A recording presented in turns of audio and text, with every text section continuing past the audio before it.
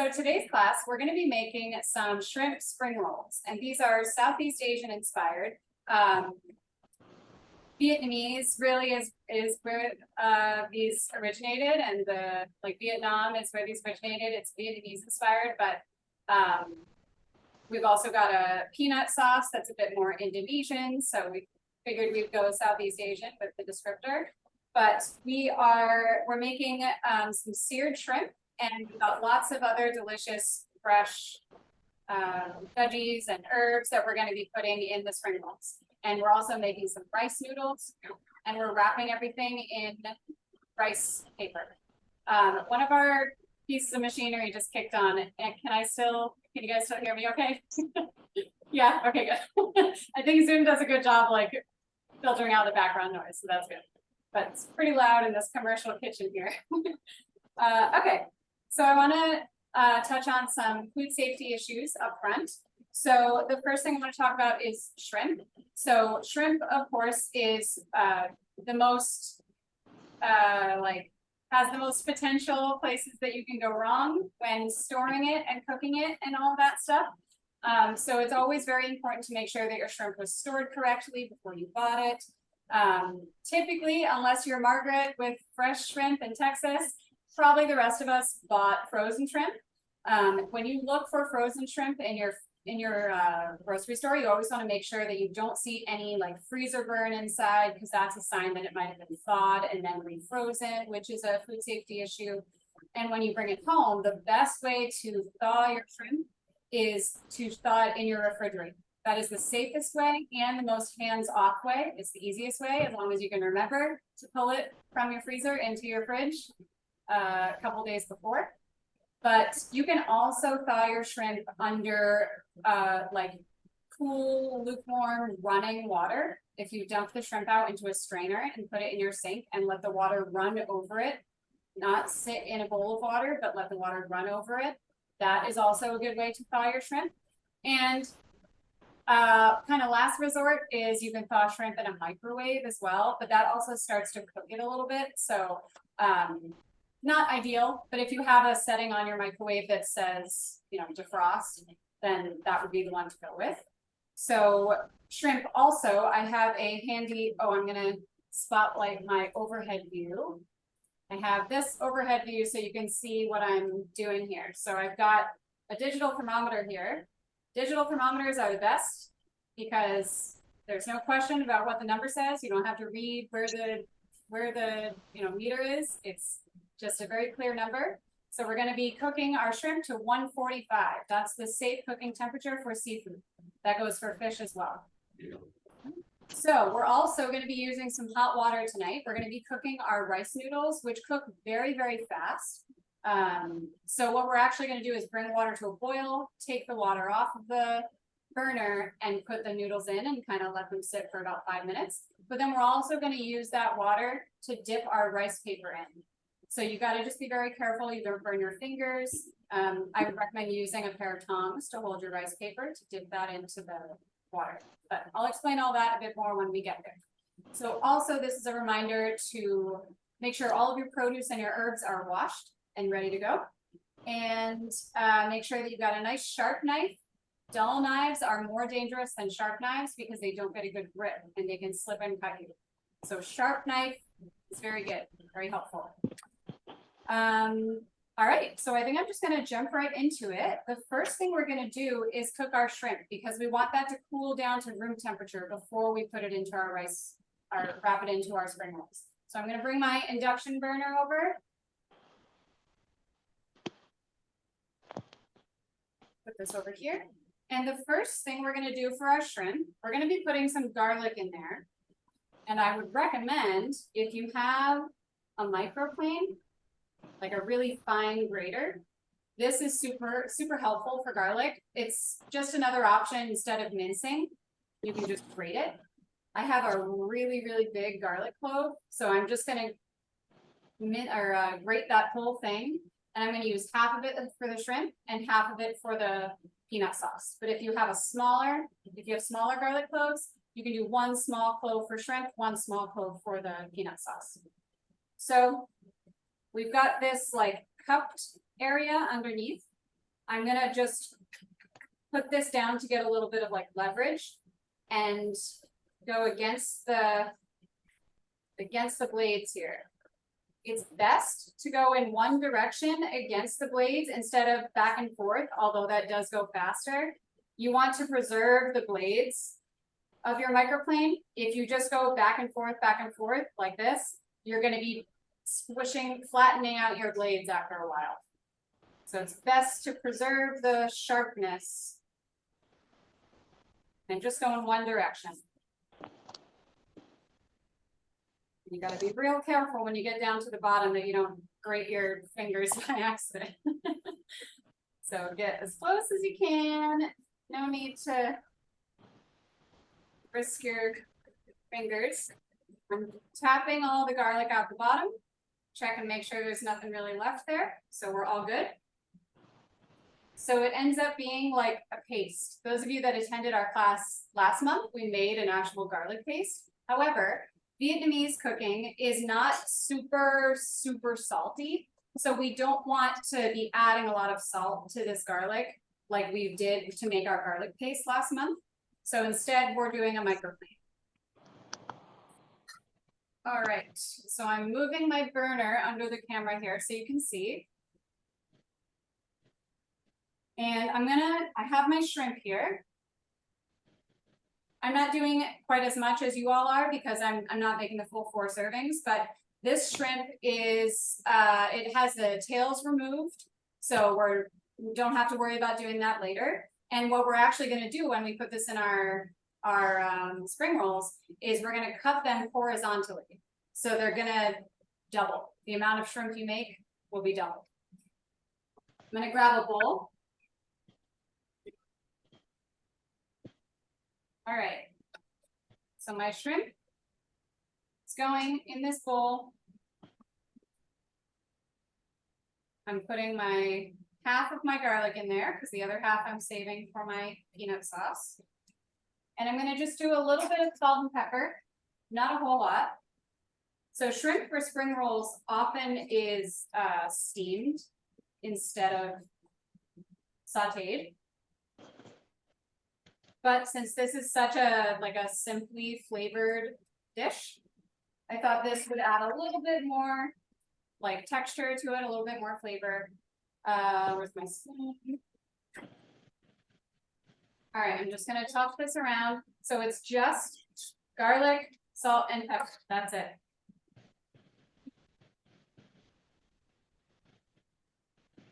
Just making sure it's all combined.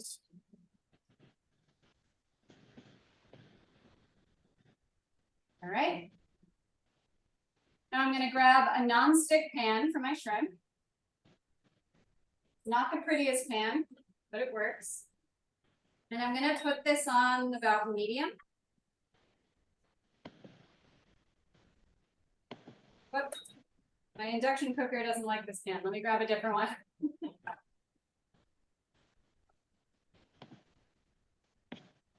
Here we go.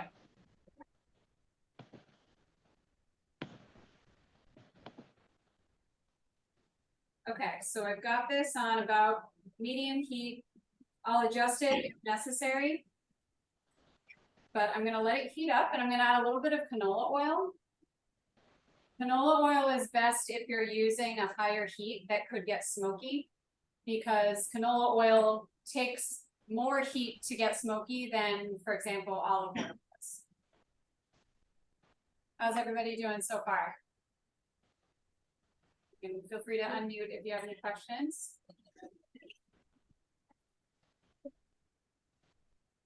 So what you can do with the shrimp, you can just, after we cook it, you can just let it sit at room temp in the pan or in a bowl. Probably in a bowl would be better because the pan is still hot. And we're just gonna let it cool down to room temp before we put it in our spring rolls. So I can see that the oil is starting to bubble a little bit. So that means it's nice and hot. I'm gonna put my shrimp in there now.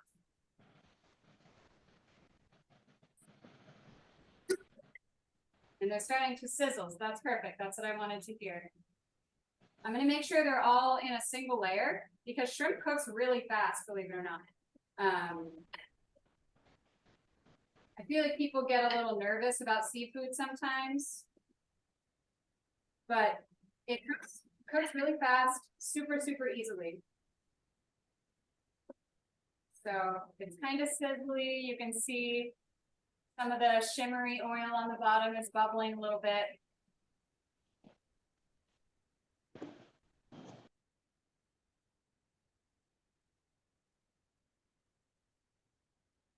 So I mentioned that the shrimp that's in spring rolls is typically steamed, but shrimp is a really common protein source in Vietnam and in like the Southeast Asia region because these countries are surrounded by water.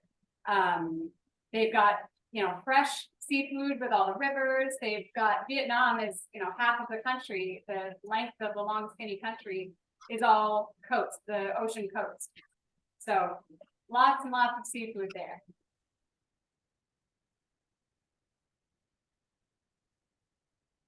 So we really only need to do like a couple minutes. I wasn't ready just yet. You can start to see the tails, which are the skinnier part, are getting a little bit pink. So that means it's starting to get cooked through. So like I said, we have the tails removed, the exoskeleton, the outer shell tail, it has been removed from this, just so it's easier for us to put it in the spring roll. So I'm gonna flip these shrimp over now. But oftentimes when you see shrimp that has the tail still attached, a part of that, like there are a few reasons why that is. One of them is, as you can tell by this, the tail cooks faster than the rest of the shrimp because it's skinnier. The heat goes through it more easily. So that can mean that the tail can dry out a bit before the rest of the shrimp is cooked. So oftentimes the tail is left on to prevent the tail from drying out. It's also just, it looks a bit nicer. So it's also like a preference, a visual preference. So you can see these shrimp, since they're cooking, they're getting more like curled up. They were kind of open before, and as they cook, they curl up.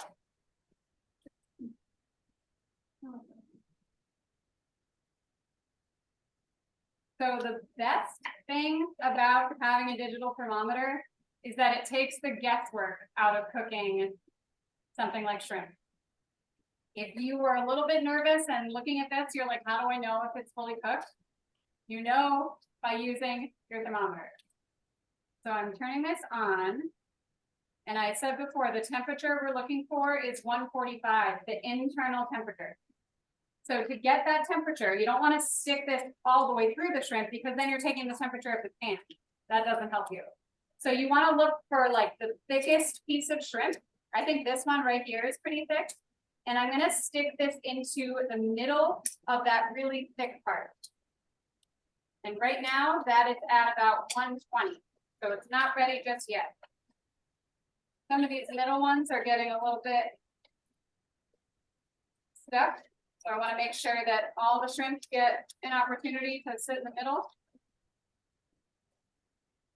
Also adjusting my heat a little bit because I don't want it to be too hot and then these might burn.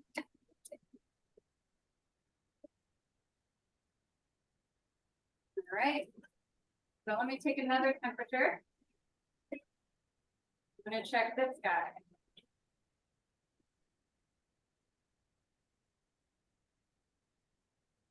Okay, that one is at 130. That was a really thick one. So I'm going to choose one that's a little skinnier. I bet you this one is fully cooked. Yeah. The ones that are smaller are fully cooked. I don't know if you can see.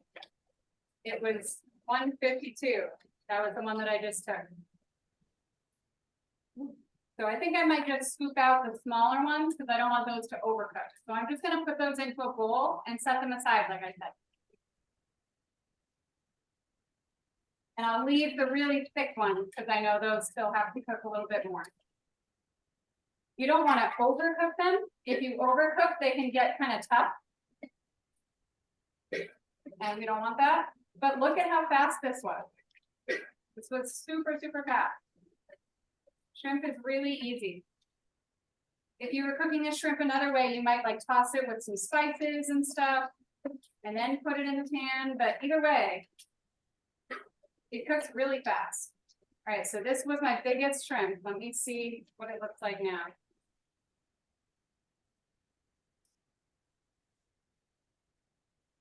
There we go. Molly has a question. Sure. Yeah, so she asked, is it okay if she uses a green cabbage instead of napa? Couldn't find a small one. Yeah, absolutely. The cabbage just brings like a nice crunchy leafy thing to the spring roll. So if you don't have napa cabbage, that's totally fine. Any kind of cabbage will bring the same texture and the same flavor for the most part. All right. So the shrimp is done, and now we're going to move on to our peanut sauce. Hopefully, those of you cooking, your shrimp is looking pretty good.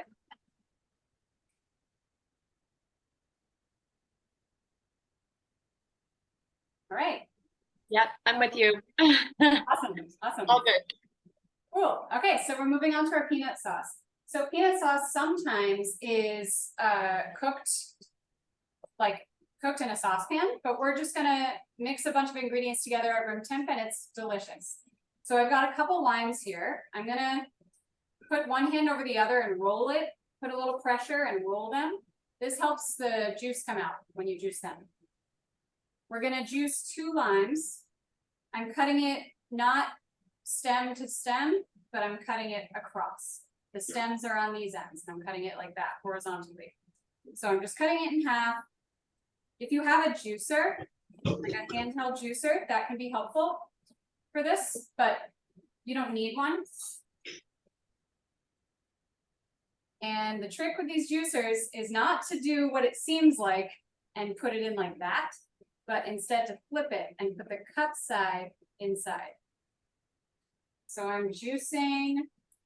The recipe that you all have for this calls for a 1/4 cup of lime juice to make 1 cup of peanut sauce. I'm gonna kind of eyeball it. This is an extra juicy lime, so I might actually just stop there. And if I feel like I need more, I'll take more. Okay. And we're gonna add the other liquid ingredients right now. So I've got 2 tablespoons of soy sauce. So this was inspired by an Indonesian recipe for peanut sauce. And that I'm doing also 2 tablespoons, 2 or 1? 2 tablespoons of coconut milk. But that recipe calls for a special kind of Indonesian soy sauce that is very sweet, but that can also be hard to find. So instead of doing that, we're doing regular soy sauce and we're adding a tablespoon of brown sugar. And brown sugar, when you measure it, you pack it into a tablespoon. This is exactly the shape of a tablespoon. So we have our lime juice, our soy sauce, coconut milk, and brown sugar. And I'm whisking to dissolve the brown sugar.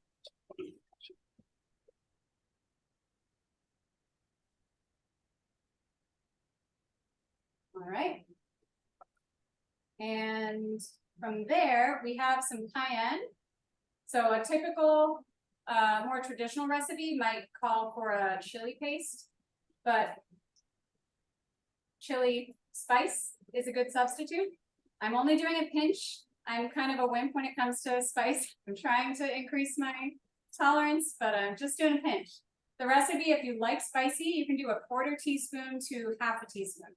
When I tested this recipe at home, I put a 1/2 teaspoon and it was way too much for me, but my boyfriend loved it. So to each their own. Okay, so we've got we just added the cayenne. We're adding our garlic paste that we made earlier, or not garlic paste, the grated garlic rather.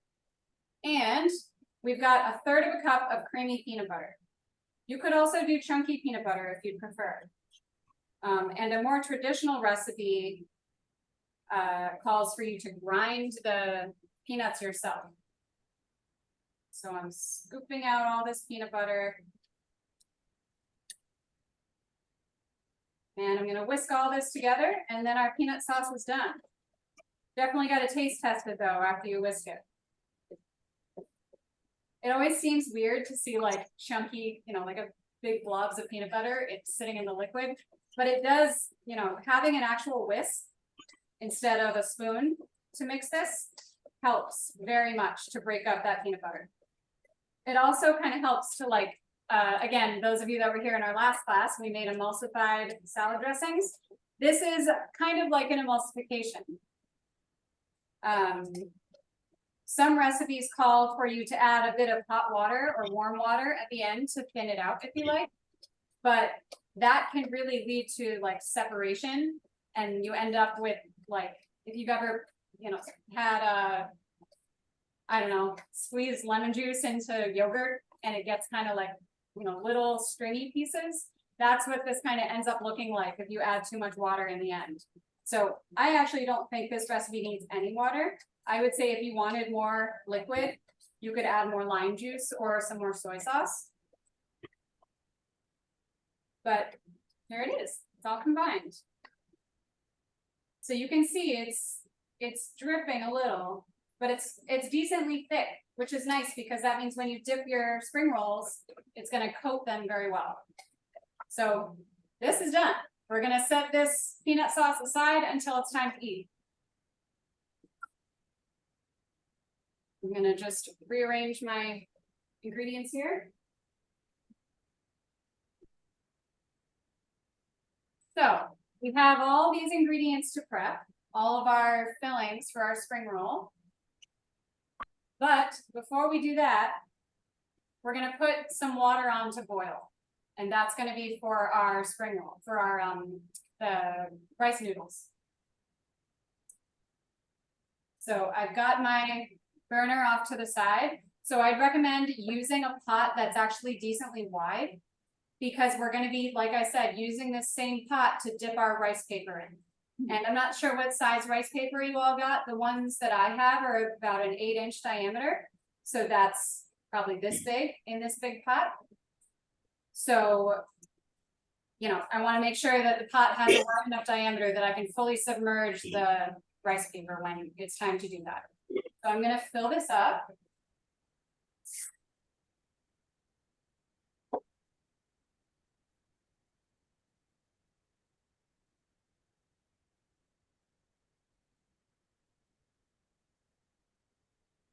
Okay, and I'm putting this on my induction burner here on high.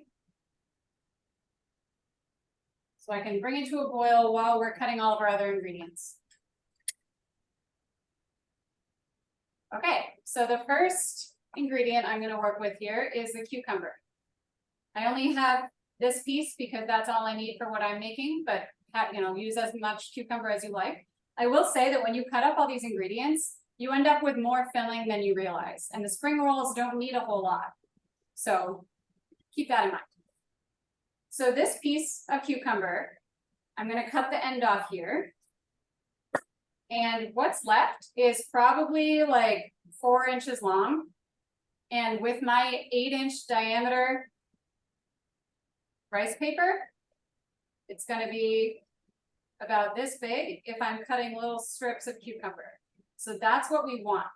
You don't want all these pieces that we cut, we want them to be like no longer than 4 inches or so if you're using an 8-inch spring roll paper. If you're using a smaller paper, you would want to cut your fillings smaller because we're going to be folding in the sides too. So we don't want them to be sticking out both ends. Although some people do that for like a, visual, everyone's got a different preference.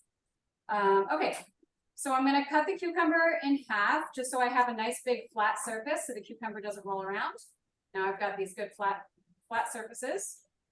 And I'm going to cut strips, nice skinny strips.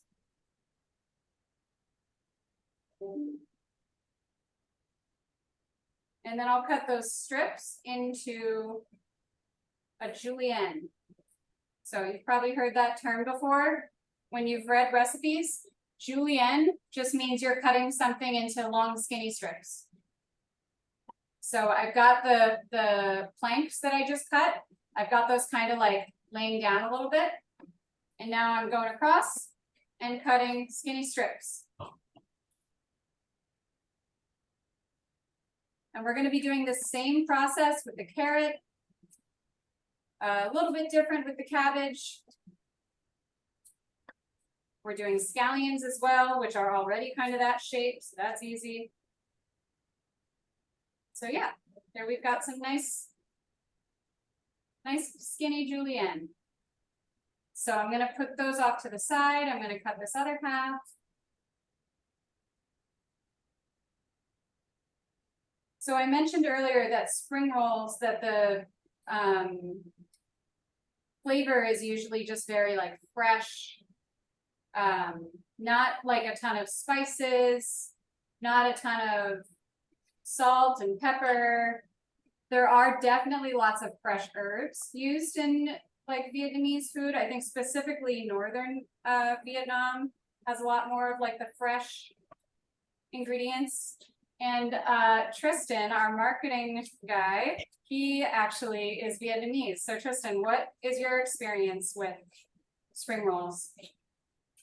My experience with spring roll is that every family has like a different preference whether what they want to put in their spring roll. So what we put in when we wrap it with shrimp and pork.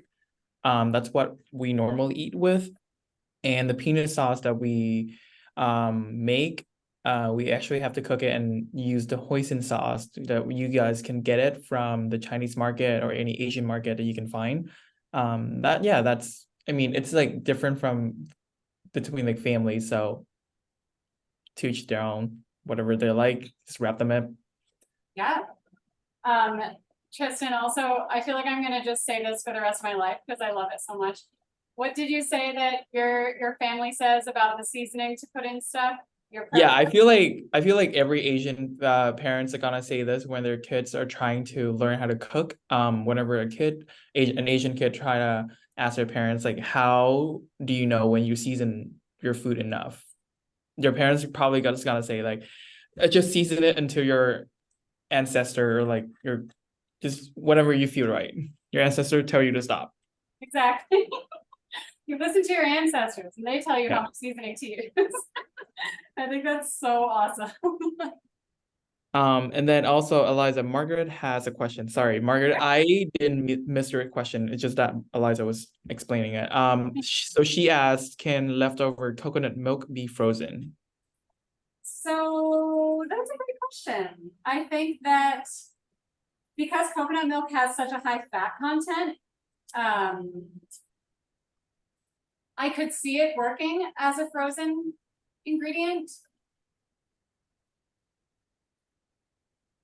You probably could. And then when you thaw it out, you would just have to mix it very well, just like you do with anytime you open up a can of coconut milk. It's got the fat floating on the top and the liquid is underneath. So you have to stir it really very well anyway. So I feel like you probably could freeze it. So I was just cutting my carrot in the same way that I did the cucumber. Got some nice skinny strips here. Oh, I missed this one. Carrots can be your what's the word I'm looking for? The thing that destroys your spring rolls, basically, because they can be very sharp on the ends and they can poke a hole right through the ends. So I'm making my carrot strips a little bit shorter than my cucumber, just in case.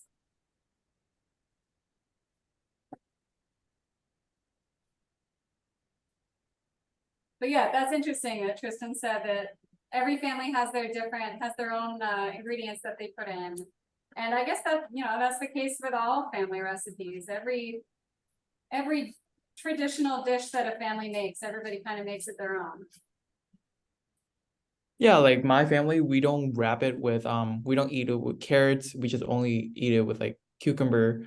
So, and I've seen family that had carrots in it. So there's no right recipe. If you look it up, there probably if you look up like a bunch of recipes, there'll be like a little bit different between them, but most of them are, like ingredients, just like wrap them up.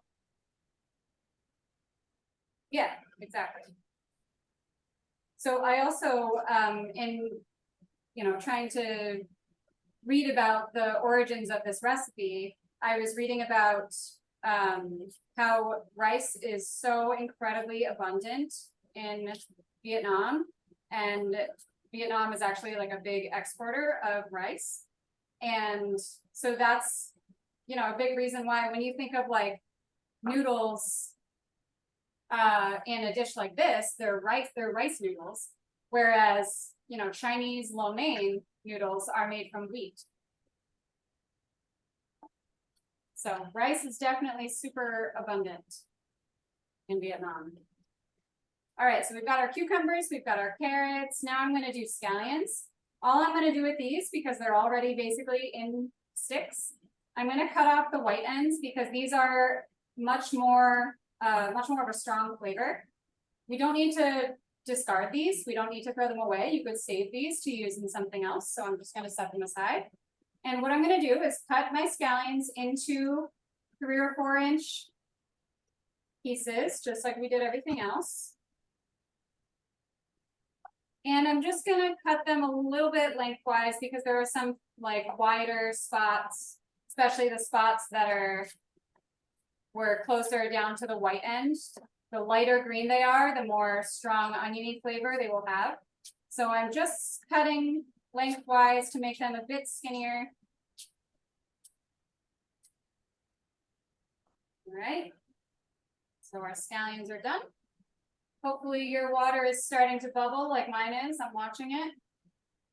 We've got our cabbage here. So this is a 1/4 of a head of napa cabbage. You can see the bottom. I cut this into a 1/4 because the head of cabbage is really big. So it's got this nice big thick white piece. This is completely edible, nice and crunchy. So what I'm going to do, since we've got all these layers of cabbage, I'm just going to lay this down on one of the flat sides. And I'm just going to cut it into skinny slices at a diagonal angle. And this will kind of do the job for us. It cuts it into a julienne very easily. And we don't need to use, if your head of cabbage is as big as mine, we don't need to use all of it because it is a lot. I'm going to cut it all just because I'm already in the rhythm. Might as well.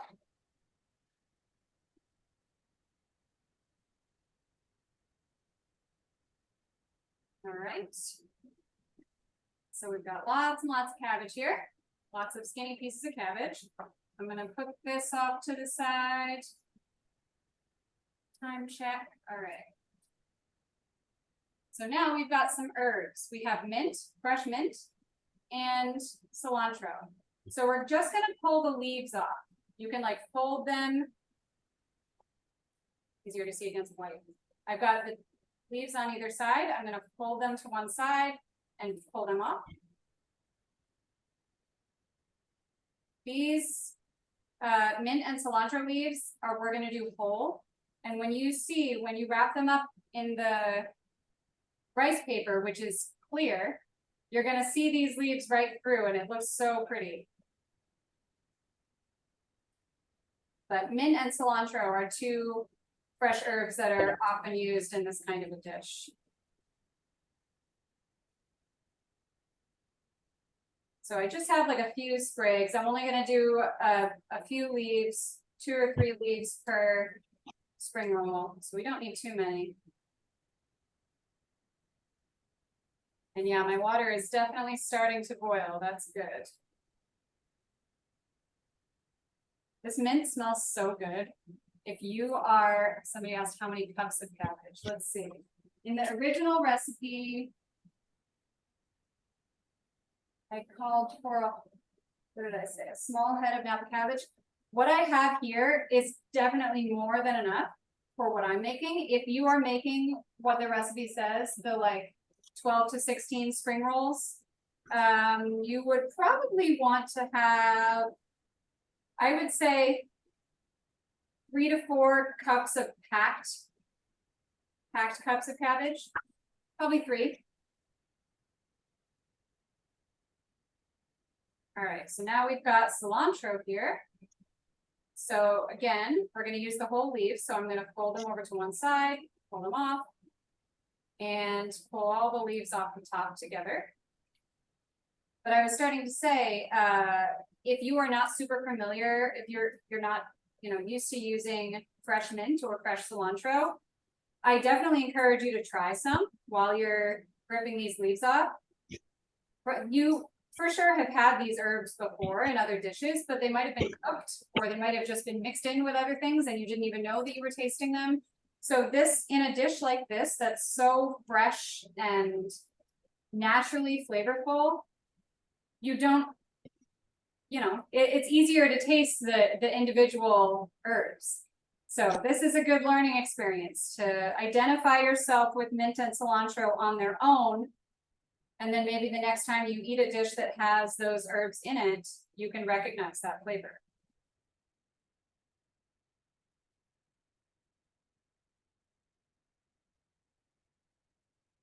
So definitely, Tristan, feel free to jump in if you want to elaborate on this, but fresh vegetables, raw vegetables, herbs are super common in Vietnamese cooking. There's not like a whole lot of oil and frying and stuff. Of course, I'm sure there are some dishes that do use those methods, but when you think of like classic Vietnamese cooking, it's nice, fresh ingredients like this. Yeah, so we eat a lot of herbs and all those fresh ingredients with a lot of dishes. If you eat like pho or any of our like noodle soup kind of thing, we add a bunch of that on top of the dishes, wrap them up or eat it with like banh mi or something. Yeah, you can see that in most, if not all of our food. Yeah. All right, so this is the water that was just boiling a second ago. I just removed it from the heat because we don't need the burner anymore. I'm gonna get my rice noodles and show them to you. So these are vermicelli rice noodles, super, super skinny. It's like angel hair pasta, kind of, if you're more familiar with that. The way I bought them, they were sold in this little, like rolled up. So I'm dropping that in, submerging it in the hot water. This water is very, very hot. It was just boiling, but it's no longer boiling because I removed it from the heat. There's no need for it to stay on the burner. You can, but you run the risk of overcooking the noodles. So if you have one of these handy things, I have no idea. It might be called a spider, but that seems weird. A pasta claw. I don't really know what it's called, but it's very handy when you use pasta. So it helps to kind of like pull the noodles apart. And this tool is very helpful for when we're going to remove the noodles from the water and not dump the water out. Because we want to keep this for our rice paper. So for the sake of time, while this is sitting in the hot water, it's going to sit for maybe like 5 minutes. I'm going to get one of the pieces of rice paper, and I encourage you to do this as well.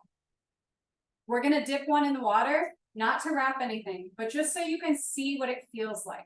Because if you haven't used rice paper before, it's like it's kind of like a cool like science experiment or something.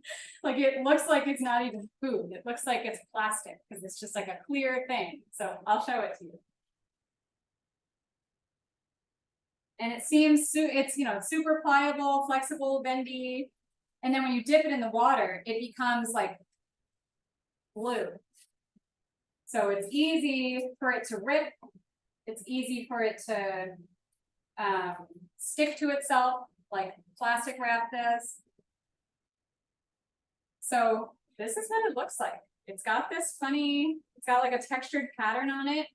Even just from holding this above this hot water, it's already curled. That's how sensitive this is to heat and moisture. So I'm gonna get some tongs because I don't want to put my hands in the hot water. So hold on to it. All you're gonna do is fully submerge and pull it back out again. So Because that one was bent already, it got a little messed up. But you can see how like, this is just a test, so it doesn't matter if it's messed up. But look at, it gets stretchy, it sticks to itself. So definitely dip one as a practice.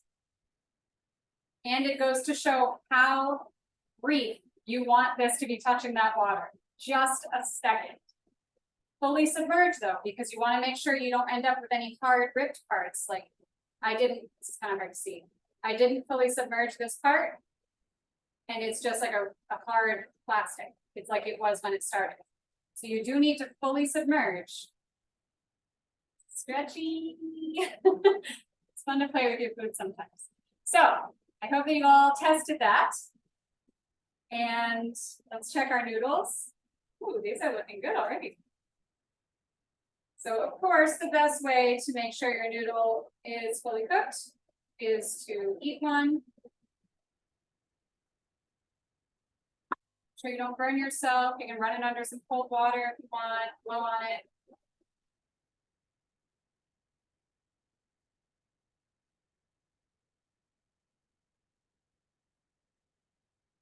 Almost there. It's almost there. It's got a little bit more bite.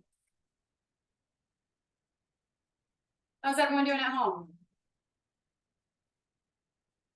Yeah? Thumbs up from some people.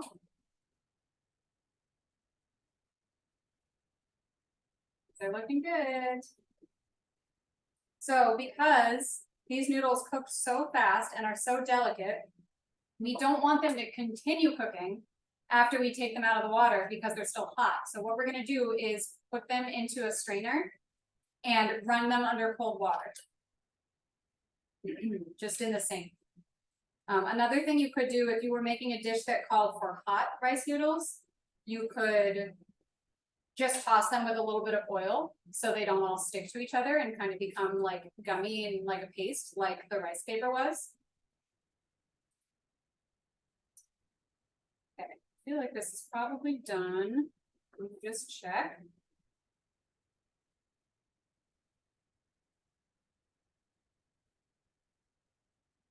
Yeah. So that was 3 minutes, maybe, because my water was already boiling. Hopefully everyone else's rice noodles are doing well. If you got rice noodles that were not this skinny at the store, then they might be taking a bit longer to cook. But if you got the vermicellis, then they really only take a few minutes.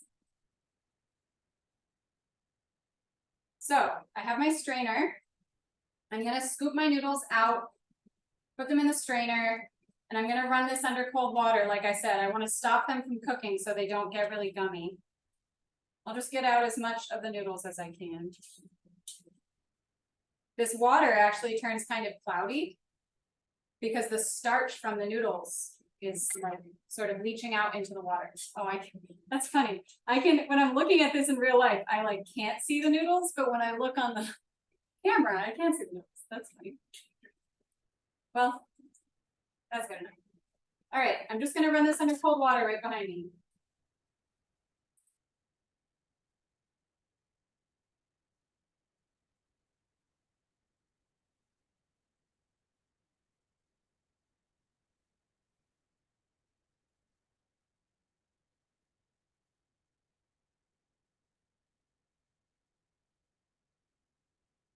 So like I said, that helps them stop cooking, but it also helps to cool them down like we did with the shrimp.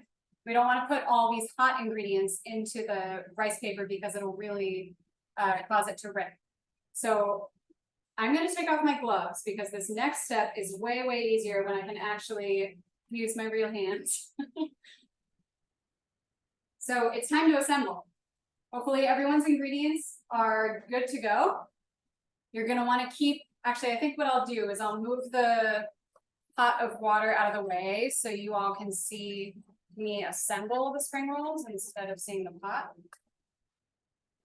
I'm going to keep my tongs handy to dip the rice paper in there. So I definitely need that. All right, I'm going to put my pot of water over here. I've got, can't really see, but I've got all my ingredients all lined up right next to me.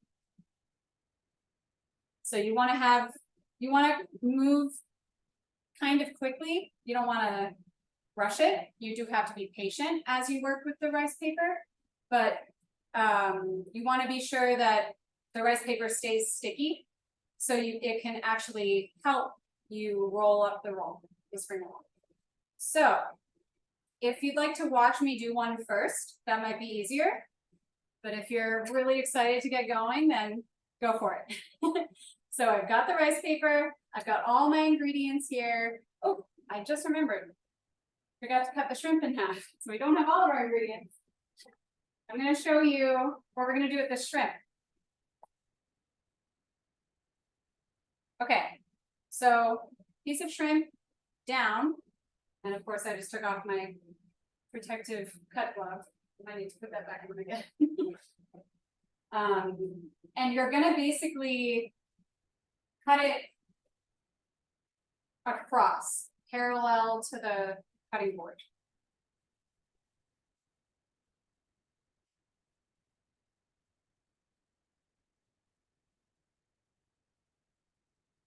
Okay, now I got my glove back on. Okay, so I've got the shrimp here. I'm taking my knife like this, and you push down on the shrimp a little bit just to hold it in place.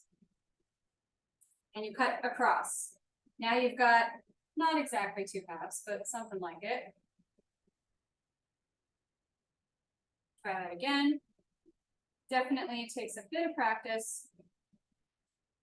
There we go, that one's much better. So you've got the cut side and the pretty side. The pretty side is going to be what you are going to show on the outside of your clear spring roll. So I'll show you how to make sure you see the pretty side through the clear rice paper.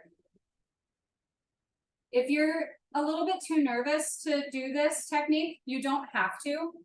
I know that I have my protective cut glove, but that's not a thing that people have in their homes.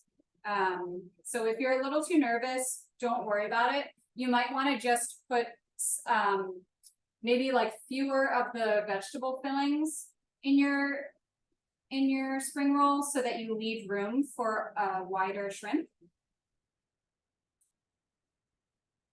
And also, especially depending on what size rice paper you have. If you have smaller than an 8-inch rice paper, it will be a bit trickier, but it can be done. Also, another option is if you want to just chop your shrimp, you can do that as well. That makes it way easier to put it in your spring roll. But it's not quite as pretty. And in these classes, we are very much about our dishes looking very pretty in the end. Because having a really pretty meal is just another assurance that you will enjoy your meal. When you enjoy the way it looks, you enjoy the entire experience more.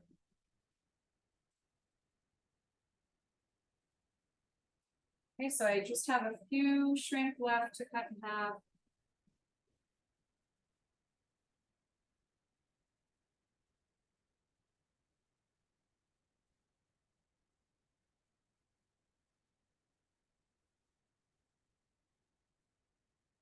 Almost there.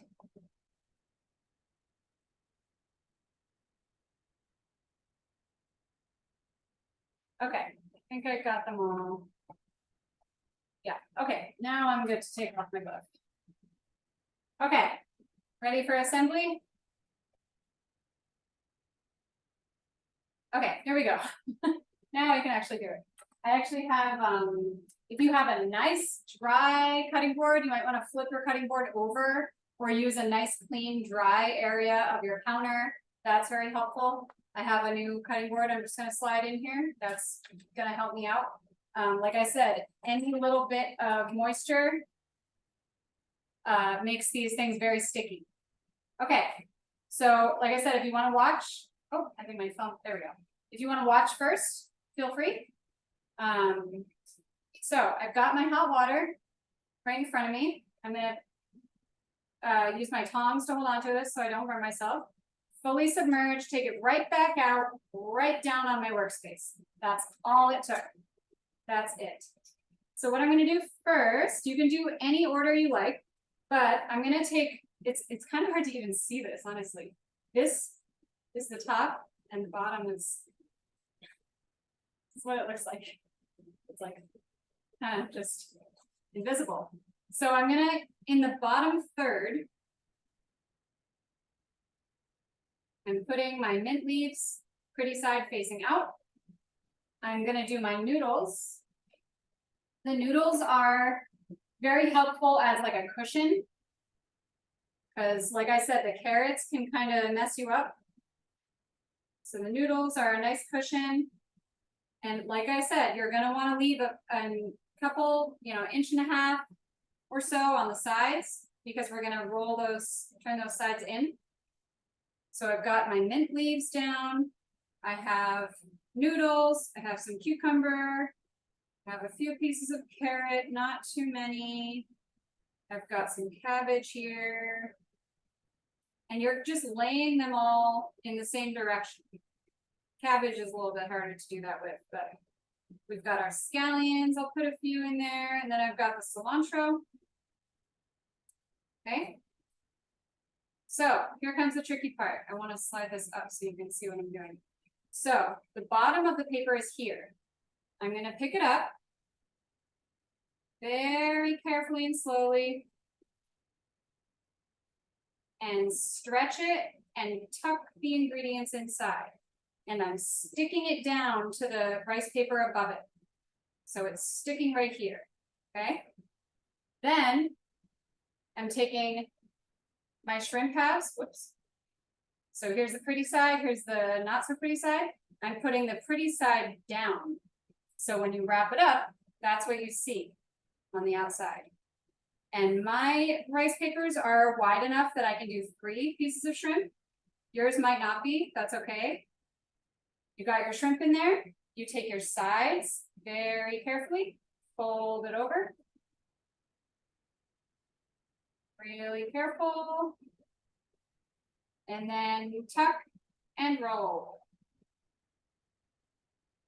All the way up to the top. And there it goes. It's all stuck to itself. You see all the ingredients in here. Look at the shrimp. It's so cute. You can see the mint leaves on the outside. You see the noodles in there. And there's a really nice spring roll. Oh, I see somebody else's, Margaret's. Okay, here is where I'm gonna put us on. I'm gonna do the gallery view so the recording captures everybody who's making these at home. I definitely wanna see your spring rolls. So I'm gonna make a few more. We have a few more minutes. So I'm gonna just set this aside on my plate.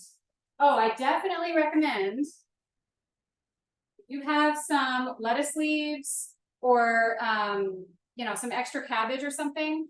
You can rest your spring rolls inside a lettuce leaf, wrap them up, or rest them on the cut cabbage, because the rice paper is going to stick to itself. So they're going to stick to each other, and then they're going to rip when you take them apart to eat them. So I've got a little bit of lettuce here, so I'm going to put it down on my plate that way. All right, so let's do another one. All right, I'm going to dip in and out. That's it. Even though it seems like it's not fully soft yet, it will soften. It will soften. All right, I'm going to do a few more mint leaves again. And you can experiment with however you want to place your ingredients in here, knowing they'll be showing on the outside. Make them look however you want. And now that you've done one, you can see how much of each ingredient you can actually fit in there. So I've got the herbs, I have my scallions, my cucumber, carrots, cabbage. Those of you, I feel like probably the reason you attend these classes is because you think that cooking is kind of like soothing sometimes. This can be a very soothing process. It's just like, it requires all of your focus. It's like you can't worry about all the other things in the world because you're just focused on making your spring rolls. It's actually like really nice. I just saw a question come in, but I didn't see what it was. What was that, Tristan? She was asking if the water is cool, is that okay? And If the water is actually like cool to the touch, then it might not be enough for your, well, you tell me. I've actually only done this with warm water. from my experience, any water is fine. Yeah, Yeah, any water is fine. there You you go. just have to do it like as quick as possible because you don't want it to like stick to the pan or whatever layer you got on there. Right, exactly. Here's another little shrimp spring roll. So cute. Let's see, Bev. Awesome. Looks really good. That looks perfect. Yay. I'm so glad. So yeah, I definitely have, this is butter lettuce. These are really nice, crisp leaves that are like also really pretty. These are good ones for like lettuce wraps and that kind of thing. So this is a good one to wrap your spring roll in. And Tristan, what does your family do with storing these? Do you make them fresh and eat them day of, or? Yeah, it's better. That's like the fun thing about spring roll. Like you do it as a family, sit by around the table and do it together as you talk about the days. You don't store them because they'll get sticky to each other if you put them in the fridge. And you don't really heat it up the day after. So it's better if you just make them fresh. Well, it's called fresh spring roll for a reason. So Right, exactly. These actually can be deep fried, if that interests you. yeah. That's not like that makes it a different kind of thing now, not like a nice fresh spring roll anymore. Mhm. But you could deep fry them. Yeah, you But just have that's- to use like a different instead of like the rice paper, you just have to use like a different wrap, and it will be called egg roll. Right. Right. That's cool to hear you say that it's like a family Yeah. thing that you all do together. That's really sweet. Do you, Oh, go when, ahead. like mine is starting to stick to the board that I'm using. It's a lucite, plastic. Okay. It's not okay to oil it or anything, right? Just kind of keep moving. Work quickly. Yeah. Yeah, I think Okay. if you have another surface, it might be better to maybe try like a nice big plate or something Yeah, like that. that's true. Yeah. Okay. Yeah, I'll try a plate. What am I missing? I think I got it. That was good. So, That was good. oh, nice. That's awesome.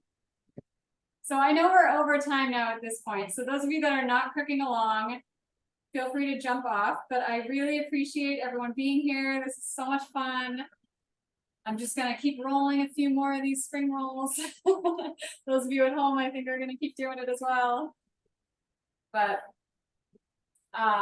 yeah, I appreciate everyone being here so much. This is so much fun, and I want to see everybody's pictures. If you want to email me a photo or something, I would love to see what you've made. Thank you Thanks. very much. Thank you so much. And thanks, Tristan, for the insights. Yeah, of course. Thank you. Enjoy the Thank you food. very much. Thank Have a great night, everyone.